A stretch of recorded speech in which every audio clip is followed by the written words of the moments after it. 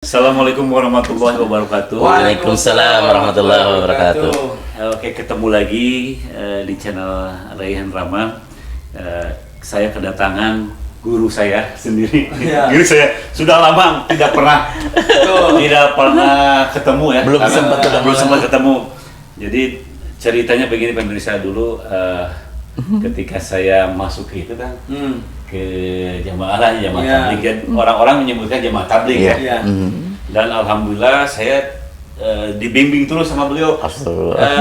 Sama Allah itu didekatkan sama beliau. Jadi aduh kumahanya ada chemistry di sana tuh, chemistry namanya gitu. Sampai kemana-mana pun saya diajak kurus gitu ya. Amirnya beliau gitu. So kopi Kang Lela balik kopi non. Atau sih saya bikin. Ditampinya kopinya. Sami yang kita ambil. Coba dos, ya santai ngopi. Subhanallah, ya kopi orang soleh. Allah. Tadi kue naon eta. Ieu ketampi pisan ya ieu propolisna. Mohon. Abi teh dulu teh tahun berapa? 2012-13an misalnya sareng Akang teh dulu teh. Sareng Amirnya ya. Sareng Amir dulu. Subhanallah. Tidak akan lupa lah. Iya. Jasa-jasanya beliau memang tidak akan lupa. Karena memang sebagus apapun dulu gitu ya. Saya memang sholat di mana-mana gitu kan. Maksudnya sholat di mana? Saya istiqomah sholat tapi di rumah dulu kan. Tetapi setelah alhamdulillah dengan berkenalan dengan orang yang saya idolakan lah gitu ya. Alhamdulillah sering ada masukan-masukan. Tapi beliau yang satu yang saya sukai ya, maaf ya bukan saya yang lain tidak saya sukai. Semua berjamaah Termasuk kupat tahu disukai. Ini tapi beliau ini bisa masuk ke kalangan manapun. Itu yang saya ini kan. Kita kan kiat-kiatnya kumaha kan. Jadi masuk ke sini dakwah dengan pemain band bisa. Dulu saya ajak Kang ini situasinya begini kan. Bisa gitu. Ini acaranya ngosan apa? ngobrol santai. Oh, santai. Tapi ngobrol santuy gitu. Mungkin Kang Lela mungkin ada pertanyaan-pertanyaan. Enggak. Banyak sih Enggak pertanyaan lah, ini mah sharing ya. Sharing ya. Pertanyaan. Ya kan orang tadi nyebutkan jamaah tabligh katanya. Gitu ya. Jadi katanya itu jamaah tabligh udah bubar. Udah dibubarin. Jadi jamaah kompor. Nah, jadi kan terkadang kita ini banyak pertanyaan-pertanyaan kan gitu kan. Kenapa keluar, meninggalkan istri, anak, katanya gitu kan. Terus meninggalkan keluarga kan ya. Pekerjaan, waktunya di itu gitu kan. Terus siapa sih yang modalinnya? Nah, gitu itu kan? dia gitu ya. Gitu. Banyak yang gitu kan. Terus apa saja sih yang dilakukan di sana tuh, apakah merakit bom atau apa gitu kan? Gitu kan. Jadi banyak orang ini sebenarnya pengen ada seseorang yang berubah, yang dulunya ini bagaimana, terus asbab karena ikut jadi berubah gitu. Perubahannya kan drastis ya. Seorang Roni Tato kan Solo, matanya ditato tapi subhanallah Roni bodak deh. Ya. Terus saya ketemu waktu itu di Nizamuddin sama Reza Noah. Ya, di Bandung mah susah ketemu di sana gitu kan. Jadi banyak sekali termasuk teman-teman saya ya, Ray, Sunu gitu kan, musisi yang kok ini gitu, malah ada kok kenapa bisa gitu kan. Sedangkan saya juga musisi. Sama. Saya juga. Ini juga sama musisi. Dulunya sih mususu. Sekarang musisi, maksudnya susu kan sehat. Cuma mentoknya itu ketika ingin ikut atau apa ikut kumarkan, jadi kesannya itu kita ini seperti kelompok gitu kan. Nah ini nih yang saya pengen mungkin kalau saya mungkin menjelaskan agak kurang atau kan. Masya Allah. Mungkin dengan oleh Ustadz diterangkan ini kenapa sih seorang Raihan Rama bisa jadi berubah. Ya padahal memang Ustadz dari dulu dia gitu kan. Tapi banyak perubahannya. Contoh misalkan tadi kan salat di rumah jadi di masjid. Nah, itu gitu asbab kan. bergaul pemirsa ya. Asbab bergaul dengan orang-orang soleh gitu. Jadi misalnya lah kita lagi di sini nih ngobrol nih. Kan terus waktu depan ya 5 menit lagi yuk siap eta ayo ngingetkeun bahwa lagi osok dakwah teh ngajak tapi ngajak kemana ya bener deh sama gitu. Tapi ketika kita ngajak ya barusan tadi Iya udah ngetepan gitu. Salat. Berat kan artinya, berat pisan. Tapi mun ayo orang ke diskotik coba pisan. Nah, jadi satu pertanyaan gitu kan. Apakah ini hukum yang pasti atau ini metode gitu? Langsung aja nih teh. Ngobrol santai aja ini Mas. Sama berkat talian gini kan sholat di masjid mungkin pemirsa lebih pengen tahu kenapa sholatnya harus di masjid gitu. Gitu. Bismillahirrahmanirrahim. Nahmaduhu wa nusalli wa nusallimu ala rasulil karim. Karena emang hal yang baik itu emang harus pertama gitu ya diawali dengan hamdalah, kedua syahadat, kedua sholawat. Karena itulah apa namanya yang telah dicontohkan oleh junjungan ini kan masih dalam suasana Rabiul Awal gitu ya, Maulid gitu ya, sekarang itu lagi Maulid ya. Hadirin, jadi tadi pertanyaan yang pertama dari Kang Ray aja dulu langsung. Jadi saya ini sebenarnya kalau dibilang bisa kemana-mana dan lain sebagainya, karena saya emang basicnya sales. Sales tuh kan, sales tuh kan nggak harus dalam satu lingkungan saja gitu. Kalau yang satu lingkungan bukan sales kan, itu komunitas kan gitu. Jadi sales itu emang dengan siapapun gitu, dengan musisi dia harus tahu. Oh ini saya dengan ngobrol musisi nggak mungkin ngobrolnya dengan yang non musisi kan, yang di luar kapasitas dia musisi gitu. Dia dengan misalnya dengan TNI ya apa yang kebiasaan ngobrol dengan TNI, dengan polisi, dengan kalangan yang lain pun gitu, seperti itu gitu. Menyesuaikan lah gitu. Nah itu, nah ketika ikut dalam usaha ini jadi seperti dapat feel lagi gitu ya. Wah, ternyata emang ya kalau dilihat dari ini dakwah itu adalah mempunyai jiwa sales gitu. Ke siapapun gitu. Kang Ray kan gitu ya, mungkin ketika ketemu dengan siapapun, ketika sudah jadi ikut dalam usaha dakwah nubuah kita, dakwah Nabi ini kan tidak bisa harus tidak harus saya udah musisi harus dengan musisi lagi, kan nggak seperti itu. Karena kan seluruhnya pasti ini umat Nabi ini banyak. Ada yang musisi, ada yang intelek, ada yang dosen dan lain sebagainya ada. Nah itu mungkin adalah jam terbang ya, ketika kita banyak ngobrol, banyak bergaul. Karena saya basicnya sales, saya dengan orang banking, saya seneng, dengan orang olahragawan pun saya bisa ngobrol lah gitu, karena emang nyambung lah gitu, harus seperti itu kan, karena emang Nabi mengajarkan gitu. Ketika dia ngobrol dengan Abu Bakar, dia seorang tua, dia ngobrolnya juga mensosokkan dia itu sebagai orang tua gitu. Dengan Bilal bin Rabah gitu ya. Bilal bin Rabah itu kan kalau dari sekarang itu kalangan bawah lah ya, hamba saya budak. Kenapa dia bisa masuk? Padahal Rasul ini kan tingkatannya Nabi gitu. Udah jauh sama gitu. Tapi kenapa bisa kan gitu? Seperti itu. Jadi itulah yang menjadikan saya ketika saya ikut usaha dakwah ini, saya bisa mengadaptasi dengan siapapun gitu ya. Insya Allah lah gitu ya. Selama saya bisa gitu, dan emang selama kapasitas yang ada di saya, pengalaman hidup, bisa ngobrol gitu. Kayak dengan musisi Kang Ray, saya juga tahu dulunya juga saya basic emang suka musik gitu ya. bukan. Jujur saya bukan, cuman saya pecinta musik, dengar gitu ya. Dulu emang kalau saya awal-awal tahun 92-an tuh kalau bisa ini ngobrol sedikit aja lah ya, 1 menit 2 menit. Dulu emang agak, kalau ini pasti agak keheranan juga saya dengan gaul dengan orang-orang tracer gitu. Gitu. Jadi Sepultura, Metallica gitu, Anthrax saya tahu gitu, Napalm Death dan sebagainya tahu lah gitu saya. Karena saya sering di Saparua ngobrol sama teman-teman gitu. Jadi berarti Ustaz basicnya trash, ini band, ini model. Maksudnya kan karena beliau juga tahu gaul di kalangan manapun, jadi dakwah di kalangan musisi juga udah baca. Begini caranya. Soalnya ya. Iya, pernah ngobrol, nyambung dulu lah gitu, seperti itu. Dan emang kalau dari basic music seperti itu gitu. Terus kalau emang di kalangan yang lain olahragawan, saya juga senang olahraga lah gitu. Jadi sebelum kita ngobrol ke yang sifatnya agama itu kan harus ada sambung hati dulu nih gitu. Nah itu yang bahasanya chemistry itu seperti itu gitu. Kalau udah ada chemistry kan enak ngobrol apapun gitu. Ya ujung-ujungnya kalau memang kita ngobrol yang sifatnya kebaikan, ya mudah-mudahan jadi wasilah kan gitu. Masalah karena hidayah mah kan bukan urusan kita, bukan urusan manusia, itu Allah Subhanahu wa Ta'ala. Kita hanya ikhtiar saja menyampaikan lah gitu. Nah yang kedua, Udah cukup nggak Kang Rey jawaban ini yang tadi? Belum, yang tadi di masjid itu. Oh iya. Yang tadi di masjid itu udah cukup, yang barusan. Yang barusan udah cukup. Yang tadi kenapa? Soalnya begini kan, ada orang yang juga yang belum paham.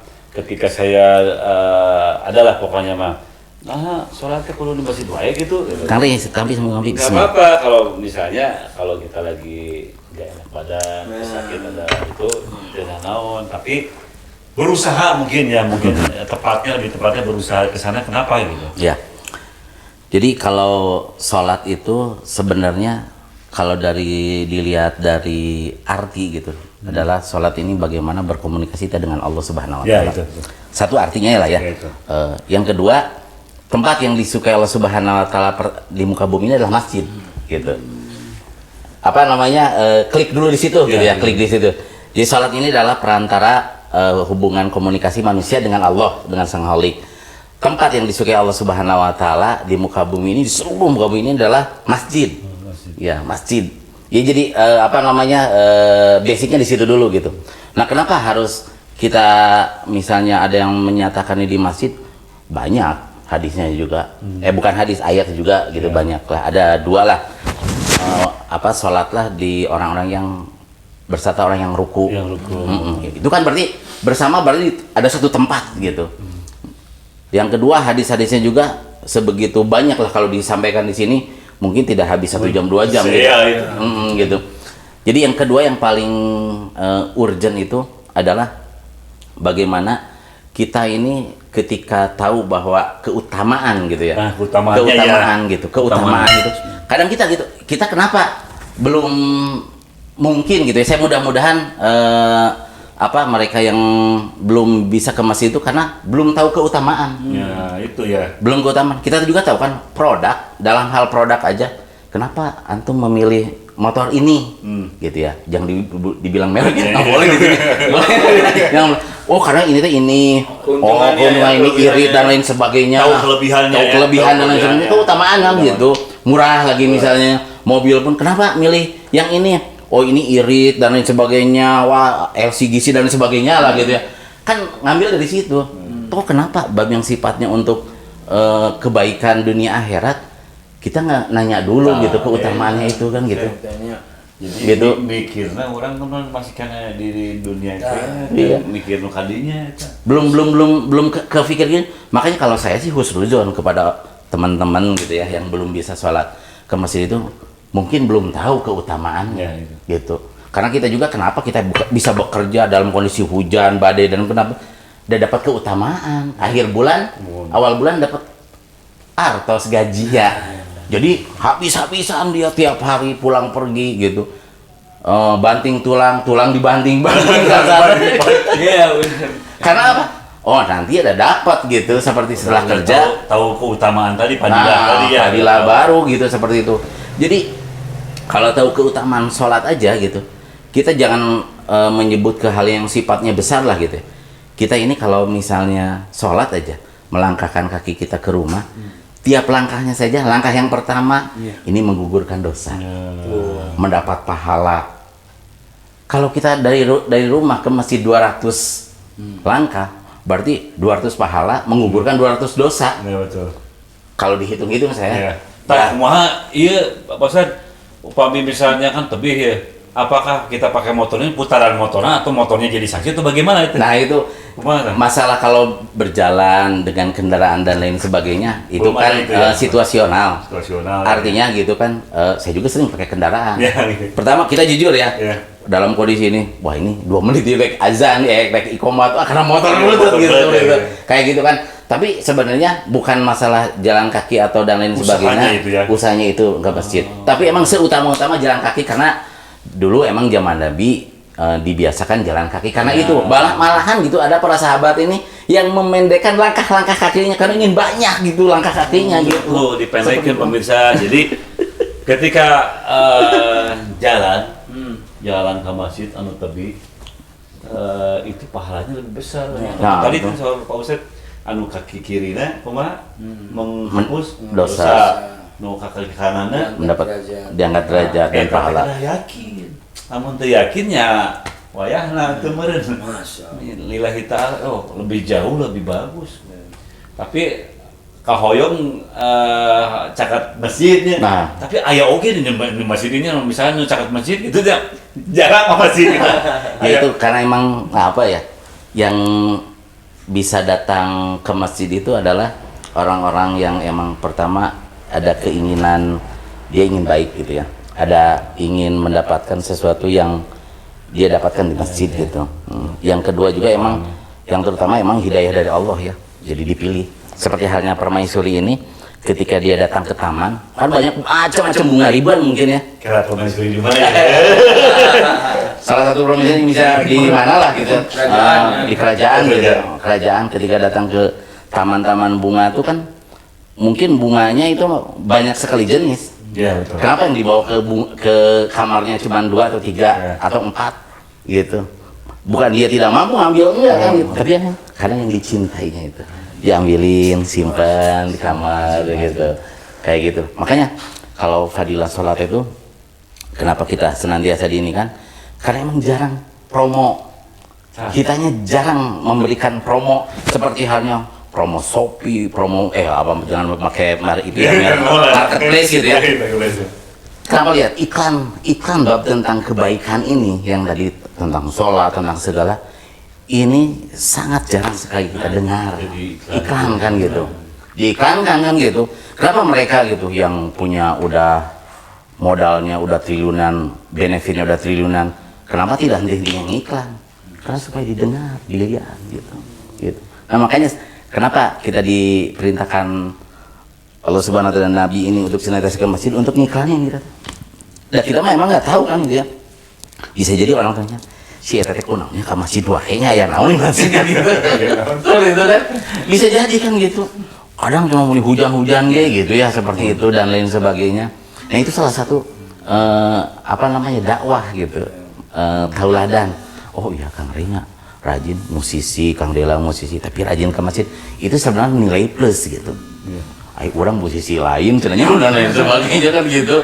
Jadi banyak hari ini amal-amal agama, tapi mungkin orang ini belum tahu ya, bukan berarti nggak mau ya. Belum tahu berarti dalam amal itu ada keuntungan, ada itu gitu, keutamaan. Hari ini agama itu di singsiana teh sieun yang sifatnya negatif gitu.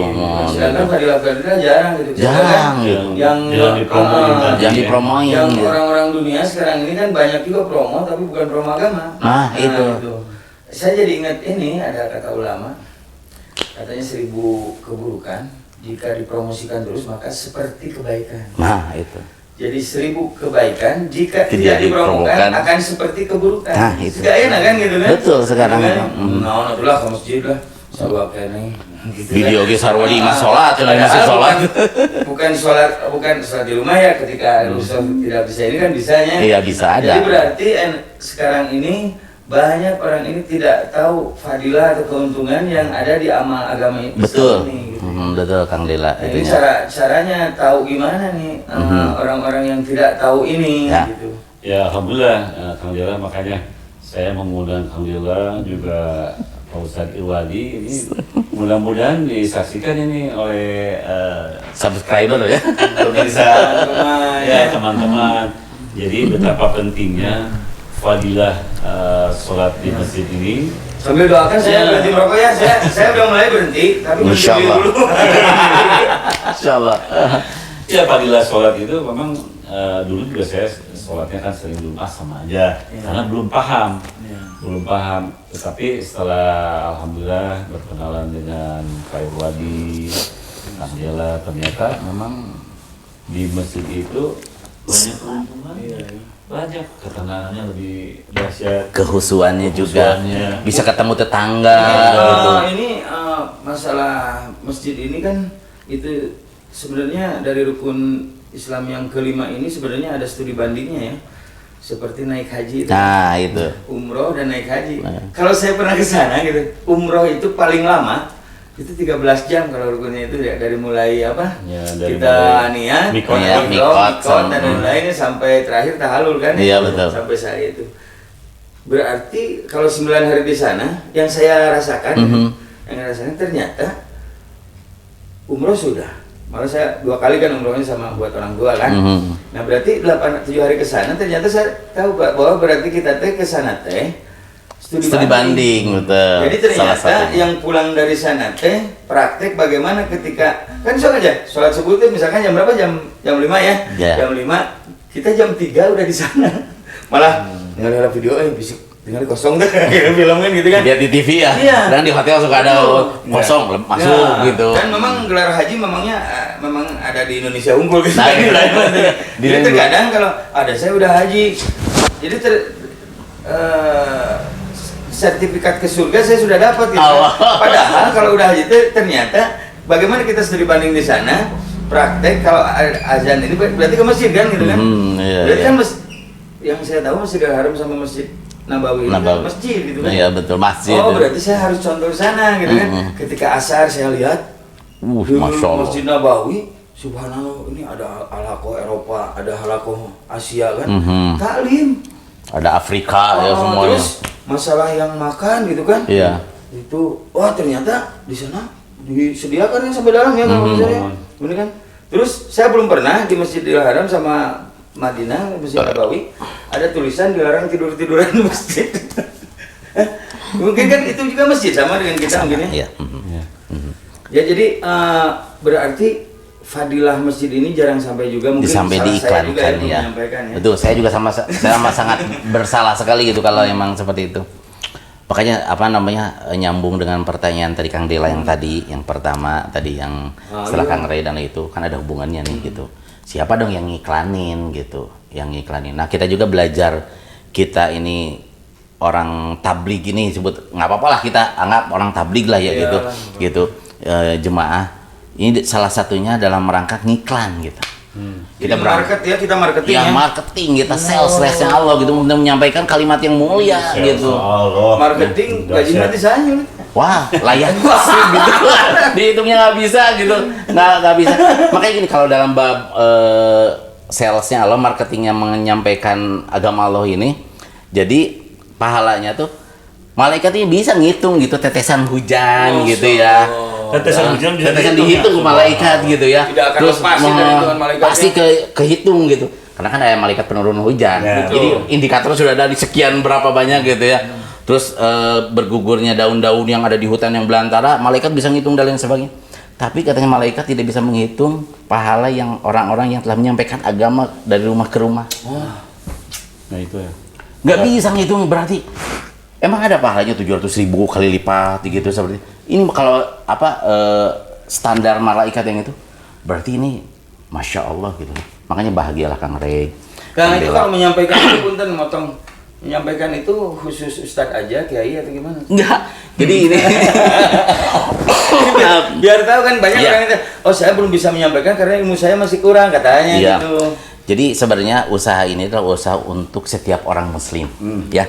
Untuk setiap orang muslim mempunyai kewajiban untuk menyampaikan. Gitu. Ayatnya jelas gitu ya. Wal as itu udah benar itu. Kalau dilihat itu kan sudah tidak bisa ini lagi. Yang kedua juga hadisnya juga banyak gitu yang menyampaikan pentingnya kita saling mengajak, saling mengingatkan kan kayak gitu. Jadi ini adalah seluruhnya yang namanya orang muslim mempunyai tugas yang sama. Jadi gini, dulu yang menyampaikan tugas ini hanya para nabi saja. Iya, betul. Ya. 124.000 nabi, 313 rasul. Tuh, kalau bisa. Ada nabi itu 124.000. Terus nabi, rasul 313 rasul. 313 rasul. Iya. Harus tahu. Ada ulul azmi, ada 25. Oh, 25 ulul azmi. Nabi yang wajib diketahui 25, ulul azmi 5 gitu. 25 gitu. Jadi nabi-nabi yang mempunyai keutamaan gitu, azmi itu gitu. Jadi dulu itu yang menyampaikan agama hanya nabi saja. Ke kaumnya gitu, ya. ke kaumnya gitu. Nah, setelah Nabi Muhammad SAW turun ini sebagai khatamin nabiyyin, penutup para nabi gitu. Nah, yang jadi pertanyaan, setelah Nabi wafat siapa yang ngajarin Nabi? Adil artinya orang gitu. Karunya gitu. Nah, makanya telah diberikanlah tongkat estafet kenabian ini kepada diwariskan gitu. Jadi tidak ada nabi, tapi usaha nabi boleh sama boleh umatnya. usahanya nabi gitu. Masya Allah. Berarti Raihan Rahman punya studio. Iya. Tapi boleh studionya dipakai gitu Nah. ya. Pakai gitu. Boleh. Berarti kan begini ya, ini menurut penambangan betul nggak Pak Ustaz? Kan Rasulullah itu dimuliakan oleh Allah ya. Seluruh dunia itu Rasulullah dimuliakan oleh Allah. Ketika kita mengikuti atau yang diwariskan oleh Rasul kita jalankan, kita dimuliakan juga dong ya. Pasti ya. Karena gitu. Jadi kan kita ini sebagai wakil. Misalnya gitu ya. Ada seorang presiden diutus lah gitu ya untuk mengunjungi suatu tempat atau suatu universitas yang jauh-jauh, contohnya kita kata Presiden Jokowi ini berencana nih akan mendatangi sebuah universitas di Bandung misalnya dalam tanggal sekian, jam sekian lah gitu, berhalangan hadir. Kira-kira siapa yang akan datang ketika itu? Mau diwakilkan? Wakil presiden kan biasanya wakil presiden wakil presiden kan gitu. Maka datang wakil presiden, fasilitas yang diberikannya sama nggak? Sama.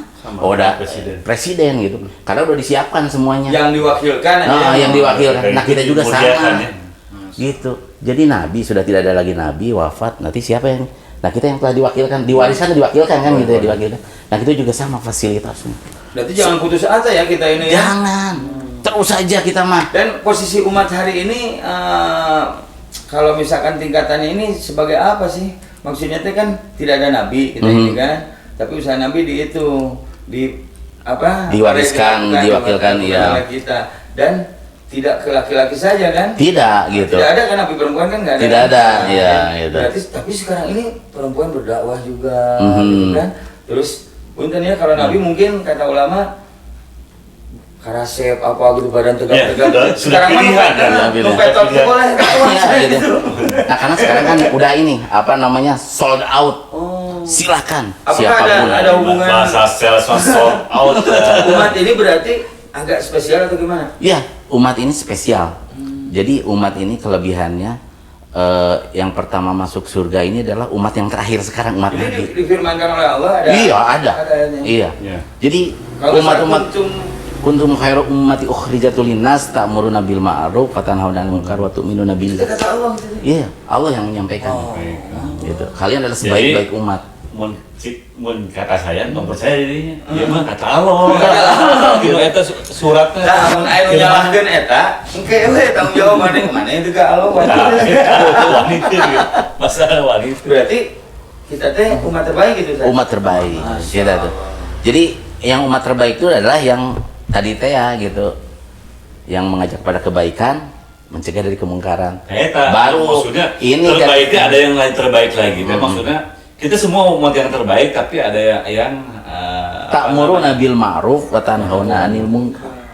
Tugasnya itu ya. Iya, gitu tugas. Jadi tugasnya emang kalau ingin mendapatkan umat yang terbaik untuk khairum umat gitu, yaitu ta'muruna bil ma'ruf wa tanhauna 'anil berarti munkar. kalau misalkan pengen disebut umat terbaik, berarti harus mengerjakan tugas menegakkan amal ma'ruf nahi munkar.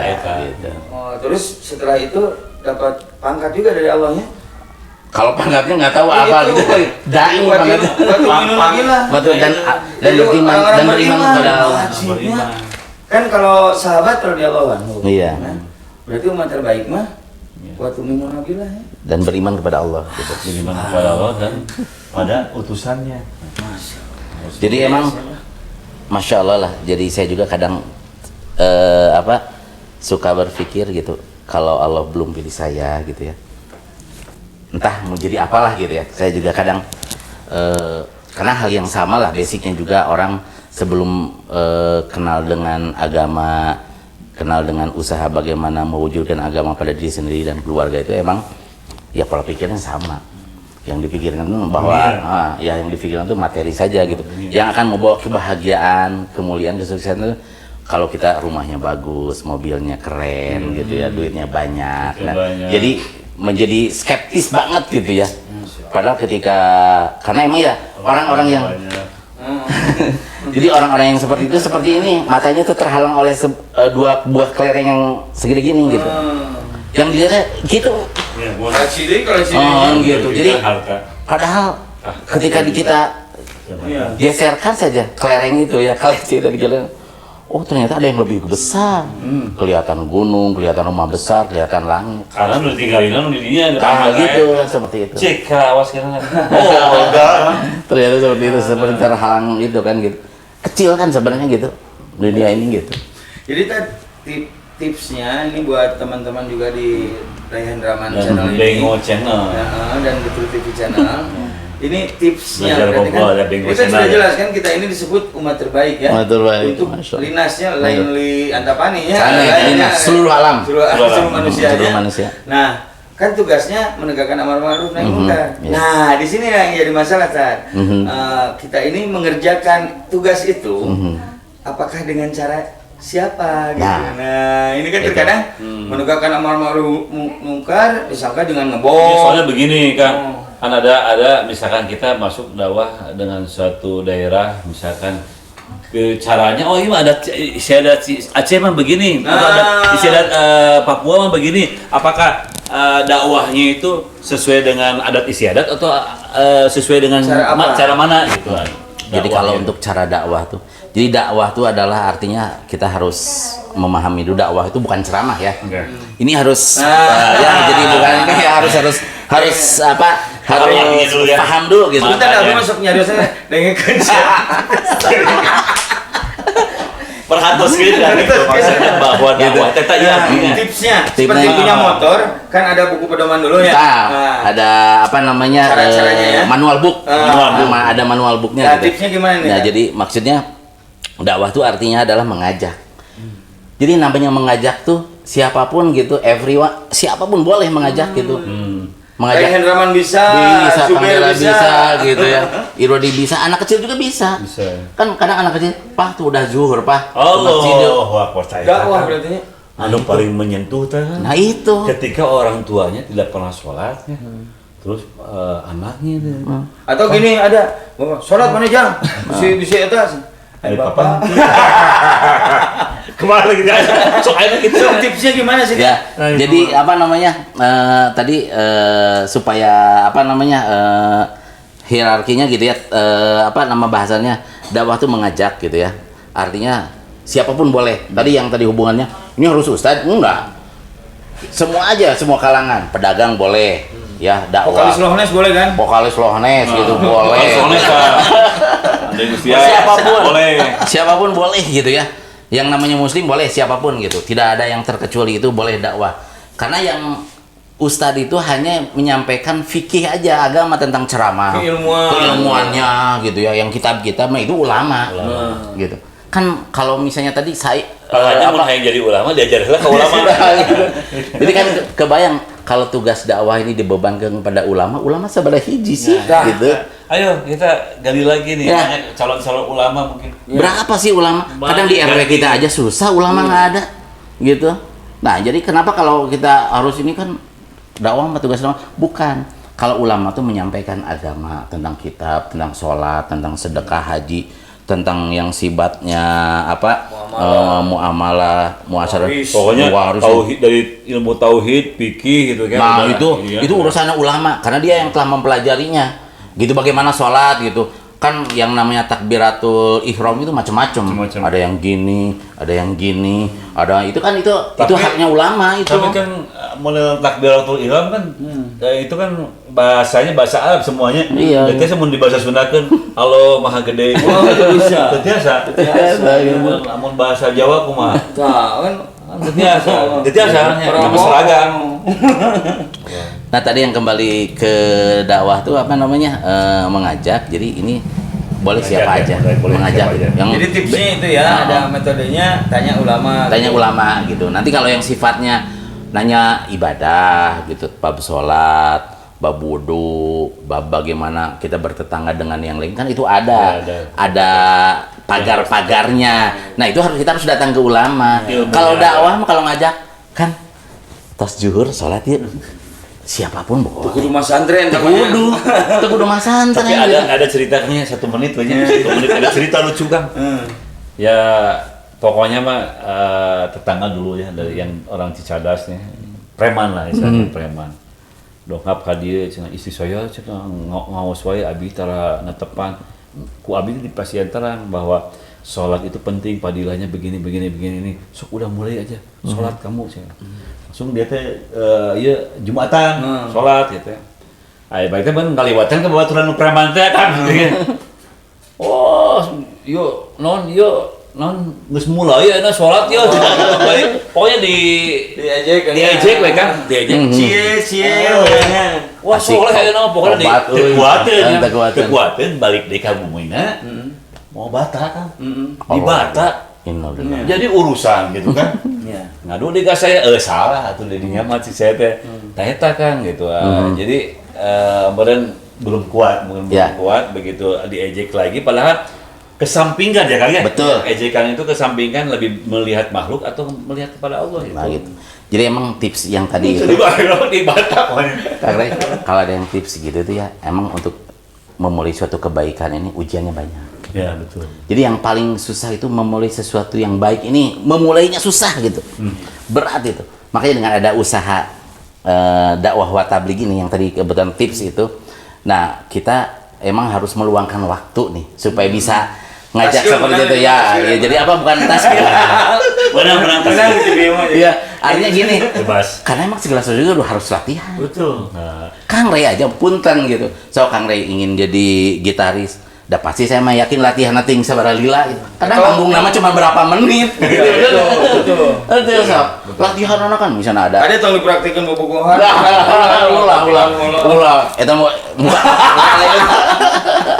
ya kayak gitu. Jadi latihan lama kan mungkin geus sholat subuh, geus zikir segala latihan mah gitu. Padahal nanti manggungna sabda cing salagu sabaraha menit Kang Ray gitu nya. Betul. 5 menit Seperti itu. Oh berarti memang tugas ini buat semuanya, buat seluruh muslim gitu. Jadi, muslimah juga boleh. Cuman kita bertanya kepada ulama. Dan maaf saya bukan ulama, bukan saya. Baru ya. Baru. Jadi saya emang basicnya bukan pesantren saya gitu. Jadi emang kalau untuk yang nanya sifatnya nanti di sini gimana nanya yang fikih ibadah harus tanya ke ulama. Saya mah praktisi gitu. Praktisi gitu ya. Berarti kan tetap metodenya berarti tipsnya itu kita dakwah saja. Iya. Masalah ilmu kita tanya ke pada ulama gitu kan iya. Karena kalau umur seperti saya mungkin pesantren Dewa Tahu kan Masya Allah gitu. Di sana kan 3 hari. Tapi benar real ya Pak Dewa ya. Saya banyak belajar dari beliau. Betul. Serius banyak belajar dari beliau ketika saya mau berangkat. Kang, abi kumaha kieu berangkat aja. Yang penting niatkan dakwah. Masya subhanallah. Calling mah di itu teh kan ya. Jadi ya apa namanya dakwah ini adalah pekerjaan yang mudah sebenarnya. Siapapun bisa melaksanakan. Tinggal apa namanya keinginannya kita saja gitu. Niat kita ini untuk apa? Jadi dakwah itu sebenarnya untuk diri sendiri sebenarnya. Ketika Kang, hayu sholat gitu. Sebenarnya mendakwahi diri sendiri. Betul. Jadi yang paling dekat pendengarannya siapa? Orang lain atau kita nih sebenarnya. Gitu. Mulut kita dekat dengan telinga ya. Jadi Kang sholat, makanya orang Kang sholat orang cicing, lain dakwah atau utama gitu. Soalnya masih beranggapan bahwa dakwah ini ceramah. Nah itu. Ceramah, tablik akbar gitu kan. Padahal itu bagian kecil dari dakwah. Bagian dari kecil daripada dakwah. Jadi ceramah itu adalah hak prerogatif, bukan hak prerogatif. Haknya para ulama untuk menyampaikan fikih-fikih ibadah itu emang harus ustadz gitu lah, yang emang dia udah melaksanakan berapa tahun gitu mempelajari kitab Al-Qur'annya udah berapa juz yang hafal dan lain sebagainya. Justru yang kalau dilihat persentase waktu zaman para sahabat itu sebenarnya orang umumnya seperti kita ini kebanyakan orang umum gitu. Yang alimnya sedikit, Abu Hurairah gitu, yang perawi-perawi hadis saja. Gitu. Kebanyakan yang lain itu orang umum. Jadi sebenarnya kita bisa gitu. Jadi kembali tadi pertanyaan saya masih ingin menyampaikan tadi pertanyaan Kang Dela tadi gitu.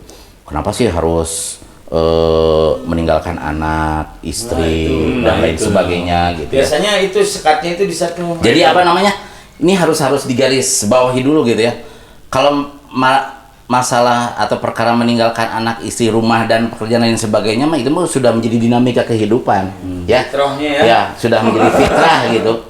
Kang Ray misalnya mau manggung masa harus dibawa anak istrinya kan gitu. riweuh atuh yang beurna. Itu saya mah tara dibawa. Wah itu bisa. Ya anu leuwih parah di karunya anu leuwih karunya tukang ojek gitu.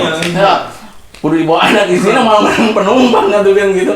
Nah, itu salah satunya. Jadi menjadi dinamika kehidupan gitulah. Kita meninggalkan anak di situ. Toh nggak lama lah. Karena emang kenapa kita ini sebagai prototipe sebenarnya ya, kita meninggalkan ini prototipe tuh.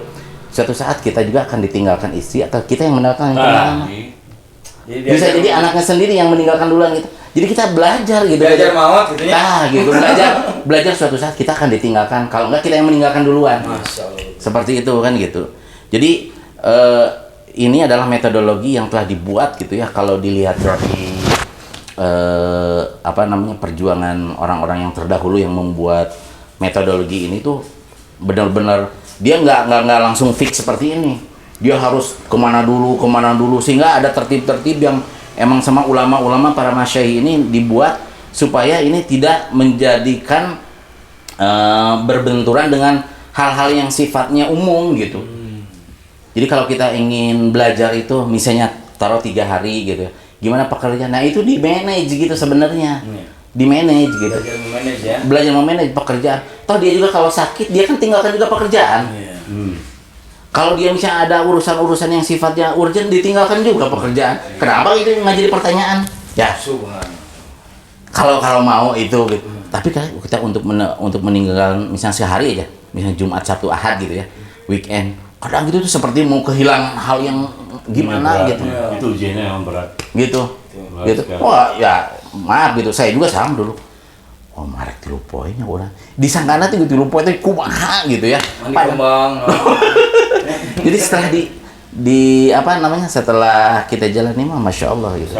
Masya Allah. Karena kita juga di sana tidak buat hal-hal yang sifatnya enggak. Justru kita datang kita ke rumah Allah, bertamu ke rumah Allah yang menjamu Allah gitu ya. Yang menjamu Allah. Kita belajar di sana bagaimana sholat. Kalau ada ulama dibetulin sholatnya. Kalau ada ulama bacaan Al-Qur'annya dibetulin, gitu, Fatihah dan dibetulin kan. Belajar sama. Jadi ini metode juga ya, metode seperti SD, SMP gitu nah, ya. Itu SD ada 6 tahun gitu segala. Jadi jangan jadi ikhtilaf gitu. Nah, itu 30 poe, 40 poe, 40 di mana susah gitu. Hari eta nu universitas gitu komo mahasiswa abadi teu lulus-lulus tara pernah ditanyakeun ya. Long trip kan atuh nanya. Long trip tahun. Nya, long trip kan sebulan. 2 bulan. Iya. Ini 3 hari untuk Allah. Masya Allah. Sekarang realnya begini deh. Pak Irwadi, Ustaz Irwadi ke sini, Kang Dela ke sini, minimal ku abi disuguhan cai-cai kan sebagainya. Tinggalkan Dia istri. kelasnya pencipta. Nah, gitu. Begitu kita belajar mindset untuk sehari-hari ya belajar itu. Terus namu ke Allah. Ini kelas pencipta, Allah akan berikan keberkahan. Berarti abi kelas Pasti. amun misalkan anggapan kemarin yang negatif, berarti saya ninggalin istri sekarang lagi dolim. Nah, tidak selama itu. Aya no puluhan tahunnya, Iya, mau gitu. kuat kayak Nabi Jadi siapa? Nabi Ibrahim 13 Ibrahim, tahun. 13 Ya, tahun. kalau kita melihat orang-orang terdahulu mah kita nggak akan kuat. Para sahabat itu sampai mati. Jadi maaf ini ya, apa sih bilangnya ini ke teman Kang Ray teh? Ray Hendraman. Ray Hendraman. Sobat Ray Hendraman. Sobat Ray Hendraman dan siapa? Sobat The Truth TV. The Truth TV gitu ya. Jadi kenapa Islam ini wujud ada di Indonesia, di Malaysia, Europe gitu ya, Amerika gitu ya, di mana di seluruh dunia itu apakah hanya datang dengan angin disambilkan oleh burung dengan surat? Kan enggak. Jadi para sahabat ini ketika Haji Wada ini menyampaikan Nabi ini, sampaikanlah agama kepada yang belum hadir di sini. Berarti kan orang seluruh dunia belum hadir. Maka para sahabat paham. Ada yang ke timur berangkat untuk menyampaikan agama. Kan mereka juga punya anak istri, punya pekerjaan. Mereka kadang sampai mati di Cina. Ada namanya Abi Waqqas, ada makomnya di sana gitu. Di Australia, di Turki ada namanya Abu Ayyub Al-Ansori gitu ya. Banyak sekali. Sebenarnya ini sebagai bukti bahwa Islam datang ke seluruh dunia ini tidak hanya dengan tulisan dan lain sebagainya, tidak, tapi mereka datang. Mendatangi ya. Harta dan diri dibawa mereka. Sampai mati malahan mereka. Sahabat jumlahnya berapa kan? 124.000 juga sama. Yang saya tahu makam di Baki cuma 10.000 kan? Nah, Sahabat. sisanya berarti di mana ya? Di luar. Gitu. Di Baki itu 10.000. Jadi maka yang dimakamkan di Mekah Madinah ya, ada yang di Mekah Madinah itu kurang lebih ada 10.000. Jadi sisanya itu kurang lebih 123.000. 114 ribu lah.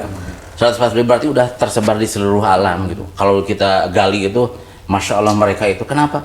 Karena begitu mementingkannya gitu mereka untuk Bilal bin Rabah di itu ya Jordania. Di Damsyik gitu kan. Sampai banyak lah gitu. Ada yang di Turki, ada yang di India. Di Jordan ya gitu. Jadi sama-sama seperti itu. Jadi makanya kalau kita lihat itu kita harus lihat sanadnya itu. Kenapa kita harus keluar? Itu para sahabat. Kita jadi sanadnya itu gitu ya. Kenapa 3 hari, 40 hari, 4 bulan ini kita mah masih dibilang apalah, belum ada apa-apanya. Mereka itu seluruh hartanya, anak istrinya juga ditinggalin dalam rangka menyampaikan agama itu. Seperti Nanti itu. kita memulai dengan tidak juga kita langsung bertahun-tahun. Tidak, tapi dengan tahapan. Tahapan ada. Jadi emang metodologi ini seperti halnya kita SD gitu. SD ya 6 tahun ya tahapan ulah hayang so iye gitu. Wah, maka SD gitu. Ada SMA tidak bisa tetap supaya apa? Prosesnya dijalani dijalankan gitu prosesnya tahapan-tahapannya. Jadi terus kenapa kita harus meninggalkan anak istri ini? Ada tiga tips lah gitu. Jadi kalau ingin makan enak gitu ya, kita bukan berarti harus nyari restoran yang terbaik ya, bukan nyari tempat-tempat yang terbaik, bukan. Kalau kita misalnya datang enak ke restoran mana lah terenak lah gitu, datang di engap atau were, tapi apa katanya kata Nabi, sering-seringlah saum. Jadi kalau ingin makan enak itu gitu. Harus lapar dulu ya. Iya, sering-seringlah saum gitu. Yang kedua, kalau ingin apa namanya, ada kerinduan kepada anak istri itu ya, terutama kepada istri. Aya rukuna aya rukuna. Kira entong di Kekepan ungal dinten. Bosen. Gitu. Jadi gitu. Jadi rukun sono teman-teman. Rukun sono. So, kayak cobian gitu kan kadang-kadang orang teh ada aja gitu ya percikan sama istri juga kan gitu. Ada hal yang sepele kan. Tapi kadang ketika kita tinggalkan sementara 3 hari itu ada kerinduan lagi gitu. Seperti itu. Kamu nemen saminggu. Sahur teh sahur. Baban untuk sarapan ieu. Siga pengantin anyar. Siapa Apa teh rasana pengantin anyar? Jadi itu no katilu kalau kita ingin tidur nyenyak, jadi jangan cari hotel tempat yang enak. Sering-sering tahajud. Nah, Masya Allah. gitu. Nah itu kadang-kadang mau nonton TV kadang-kadang. Nah itu. Itu memberikan kenikmatan. Jadi dengan di sana 3 hari itu itulah yang akan dibuat kita gitu. Kalau kita ada waktunya saum kita saum gitu ya. Yang saya rasakan ada kebahagiaan. Nah. Setelah itu badan mungkin hampang. Jadi tong kali bekam-bekam kue tadi hampang. So gerak lu enak, hampang capek teh tapi hampang gitu. Itu masya Allah. Enak gitu. Jadi bahagia, perasaan bahagia. Jadi Ustaz, ini dari tadi kan kita karena memang pengennya mau panjang gitu. Iya, betul. Panjang nih. Nah, itu next. Jadi ini nih nasihat terakhir, bukan nasihat sih, masukan buat teman-teman, buat kita lah terutama ini yang Masya Allah. masih berumur. Masih. Jadi kasih ke teman tentang tips penyangan dari apa tema hari ini kan ya, dengan bagaimana amal terus kita berkorban tadi dengan apa, dengan menegakkan amar ma'ruf nahi munkar, maka engkau semuanya akan disebut umat yang terbaik. Ya. Jadi tipsnya emang pertama kita yakin gitu, kita tidak ada keinginan kita lahir di zaman sekarang ini, tidak minta kepada Allah gitu kita jadi umat akhir zaman, tidak. Tapi karena kita udah qadarullah dijadikan ini, maka ini adalah suatu kemuliaan sebenarnya yang diberikan kepada umat terakhir ini, umat baginda Nabi SAW. Karena kemuliaannya begitu banyak gitu, kemuliaannya. Dia diwarisi pekerjaan Nabi gitu ya, dengan pahala yang tidak bisa dihitung oleh malaikat juga gitu. Gitu. Kedua, yang akan membahagiakan dunia dan akhiratnya hanya agama saja. Yang tidak ada jalan lain ya. Tidak ada jalan lain gitu. Jadi kalau seandainya agama ini diberikan seandainya kebahagiaan ini diberikan kepada orang yang banyak harta, Firaun dong yang paling bahagia. Gitu. Kalau ingin jabatan yang akan membahagiakan Haman gitu, yang akan itu seperti itu. Seandainya kalau membahagiakan tuh dengan hal yang itu, pasti udah semuanya juga udah ada lah gitu. Tapi hanya dalam agama gitu. Kalau lihat anu baleunghar berarti si Korun. Nah, itu yang bunghar Korun kan gitu. Makanya orang-orang kalau lihat para nabi ini sebenarnya nabi ini satu aja orang yang kaya ini aja Nabi Sulaiman, yang lainnya biasa-biasa saja. Tapi dia kenapa? Iya, yang kayanya seperti itu taat juga gitu. Jadi kita tuh diberikan oleh Allah sebagai umat akhir zaman ini adalah suatu kemuliaan gitu, untuk menjadikan kita ini menjadi minimum memberikan kontribusi buat diri sendiri, keluarga, tetangga gitu ya. Syukur-syukur yang tadi, ini siapa nanti yang akan menyampaikan ke yang lain. Nah, kita ada metodologinya juga, kita ada yang misalnya datang ke Jepang, satu aja nih, buat kerisauan. Jadi saya pernah di Jakarta ini, atau di Bangladesh lupa lagi saya. Jadi ada orang Jepang, kan ada namanya suka testimoni gitu ya. Kalau bahasa kitanya kargozari gitu ya, kargozari gitu. Seperti testimoni orang Jepang tuh. Jadi gini, dia cerita, alhamdulillah saya sudah muslim ketika datang jemaah-jemaah kalian ke sini, katanya ke Jepang, dan saya juga mendapatkan kebahagiaan seperti hanya Kang Rey, Kang Dela, pasti kebahagiaan yang tidak bisa dibeli dengan duit gitu ya. Seperti itu kebahagiaan gitu. Tapi kalian ini jahat. Kenapa? Bagaimana dengan orang tua saya yang sudah meninggal? Dengan nenek saya yang udah meninggal? Seperti itu. Ini pertanyaan yang tidak bisa dijawab. Gitu. Jadi sebenarnya Masya Allah gitu. Nanti kita kan dipertanggungjawabkan juga gitu. Nanti itu sebenarnya gitu diminta. Kenapa gitu? Masih orang-orang di sana gitu dan lain sebagainya. Nah, kita jangan terlalu jauh lah ke sini. Skupnya kita di sini keluarga. Nah, bagaimana keluarga kita gitu ya. Nah, yang akan menjadikan kita bahagia itu kan kita harus yakin agama gitu ya. Maka kita buat gitu ya. Nanti di rumah itu satu hadis disampaikan kepada anak istri kita gitu ya. Mah, disinilah yuk duduk, Pak. Disinilah gitu kalau misalnya anak-anaknya duduk. Kita kan sering bareng gitu ya nonton TV, nah gitu. Kita sekali lah 5 menit gitu ya, 10 menit kita duduk gitu ya, ta'lim, menyampaikan satu hadis saja. Sebagai apa bukti bahwa kita yang kepala rumah tangga ini mempunyai kewajiban menafkahi agama. Gitu. Salah satunya itu, gitu. Sampaikan satu hadis pentingnya. Kita sholat aja kita, padilah sholat diulang-ulang. Jadi diiklanin terus lah ke anak istri kita. Yang kedua ada kemampuan kita di masjid juga satu hadis disampaikan gitu ke mereka supaya kita memberikan kontribusi, mereka sudah tertunaikan taklim mereka gitu, sudah kewajiban kan kewajiban tiap hari itu seperti menuntut ilmu dan lain sebagainya. Dan yang terakhir tipsnya itu adalah kita jangan pernah merasa puas gitu.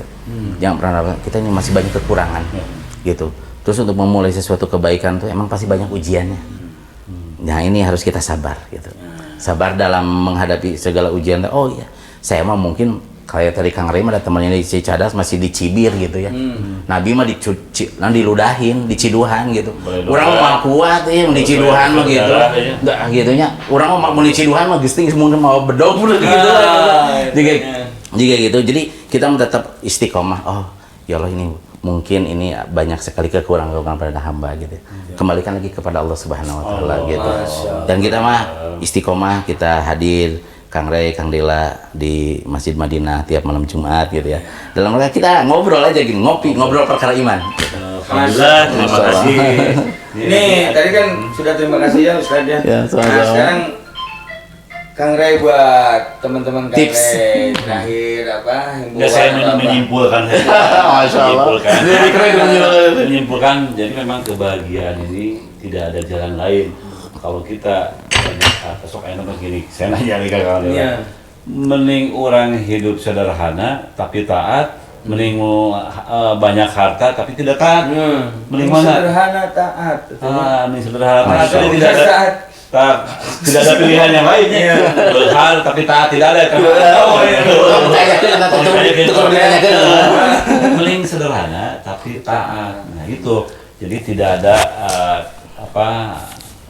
jalan lain ternyata kebahagiaan itu. Sekarang banyak uang pun makan 4 piring 5 piring makan. Ya, akhirnya orang mencari kebahagiaan di luar. Nah, sapoe eta hungkul. Isukan geus mikir deui kemenangan kebahagiaan di mana. Tentunya itu alhamdulillah, terima kasih. Ini baru episode 1 ya. Mungkin nanti ke depan kita ngobrol-ngobrol deui dengan Ustaz Ibrahim. Beliau ini juga sekarang tinggalnya juga di Tasik.